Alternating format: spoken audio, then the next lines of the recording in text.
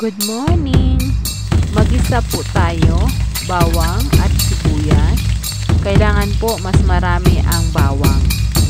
Sunod po luya. Hiwa-hiwain lang po natin ng maliliit. Mas maraming bawang, mas masarap.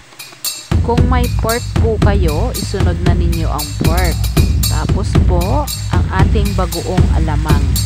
Sa pag-isa po ng bagoong alamang, madami po ang aking mantika. Ang mantika po ang magsiserving preservative ng ating bagoong. Pag gusto nyo po mabawasan ang alat, hugasan nyo na lang po sa running water o sa gripo para po makabawas ng alat at kaunti lang din ang asukal na mailagay ninyo mamaya.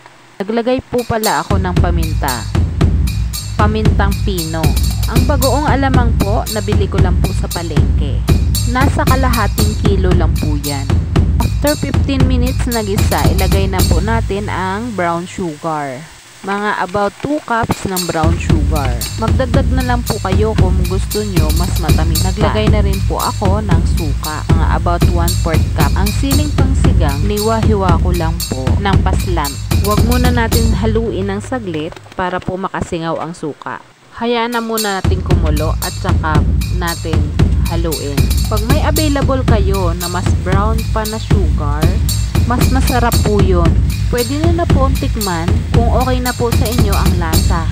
Magdagdag na lang po ng white sugar pag kulang pa po ang tamis. Kung na-overpower pa po ng alat. Mas gusto ko pa ng maanghang. Nagdagdag pa po ako ng siling pangsigang. Pag gusto nyo pa po ng mas maanghang, pwede po kayo magdagdag ng siling labuyo.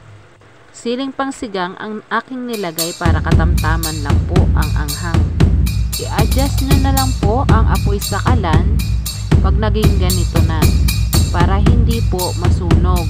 Low to medium heat lang po ang apoy para hindi po masunog ang inyong bagoong. Masarap po ito tandem sa piniritong along, kare-kare, mangga, pritong isda o kaya inihaw. Set aside po, palamigin bago ilagay sa malinis na jar. Dahil mura ngayon ang talong, iprito tayo ng talong. Tandem para sa bagoong. Ayan, nagsangag ako para makulay ang buhay. Maaga pa lang busog na para makapag-isip ng maayos. Pwede rin itong baunin sa trabaho. Please like and share my video. Thank you so much.